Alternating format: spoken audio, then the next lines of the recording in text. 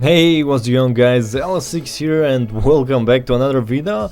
It's not another GTA 5 montage, so yeah, let's try something different. Today I'm gonna talk about drones and why I think they're the future of filmmaking. Maybe not for the big studios, but for independent filmmakers it's definitely a cool choice. So the drone that you're watching in the background is the one I bought 2 months ago. It's a really cheap drone, $50 or $60. It has a camera, a really shitty camera, you're gonna see that later on. But it connects with your smartphone and it streams the video feed right to your smartphone. It's really cool. I bought this simply to get a preview of what a drone can do, and if I crash it I don't have to cry, you know, because I only paid $50 or $60.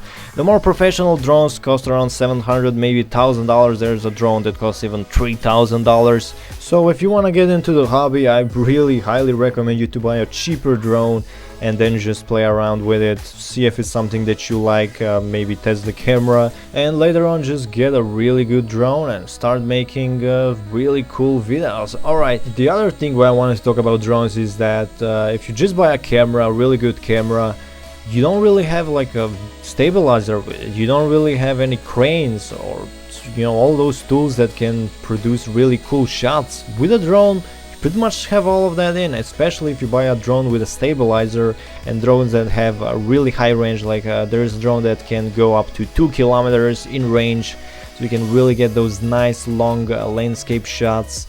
You can get those nice crane shots. You can also program some of these drones to do the shots for you, so you don't even have to control them. You can just mark them on the map, so the GPS inside the drone will take care of all the things for you, so you can basically be your own actor and have like a autonomous camera following you. And a lot of these drones are becoming cheaper every day. I know a drone that has a 2.7K camera, which is slightly above 1080p.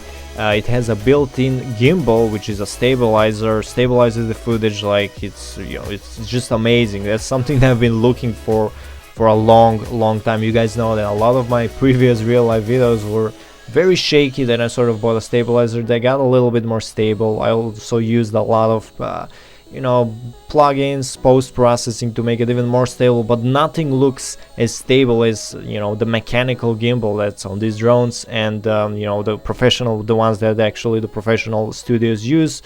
And yeah, all in all, you can get a pretty good drone, pretty good package. And there's one small thing that's currently kind of a small issue when it comes to drones, is that you can't really record sound with them.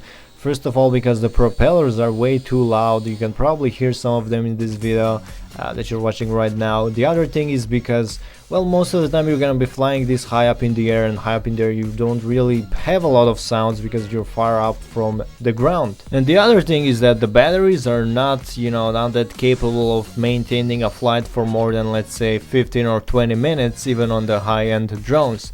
Alright, right now you're watching the footage from the drone. I basically remove all the color correction so you can get the sort of the real picture of what this drone is capable of. Of course, you get what you paid for, so this looks like footage taken from the 80s or 90s from a high-end camera. Hell, even then I think people had much better cameras than this one, but you can see actually the video is not even in HD format. It's like a 4.3 format, so if you had one of those old TVs that are kind of more like blocks, like big blocks, this footage we might fit on it. But on a modern YouTube video, this drone is definitely not something that you want to use.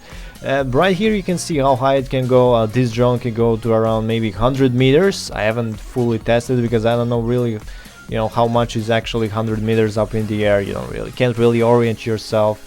Right here I just try to do like a tracking shot where I try to record myself while moving, and as you can see the footage is really shaky.